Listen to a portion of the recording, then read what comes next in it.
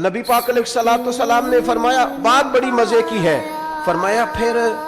اللہ کے بعض بندے تو ایسے ہوتے ہیں جنہیں اللہ فقر میں مبتلا کر دیتا ہے، فرمایا ان کے پاس صرف ایک چادر رہ جاتی ہے،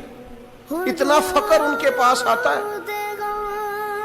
لیکن جو حدیث کے آخری لفظ ہے نا وہ وجد والے ہیں، وہ وجد والے ہیں، وہ سرور والے ہیں۔ نبی پاک علیہ السلام نے فرمایا ان لوگوں پر دکھ آتے ہیں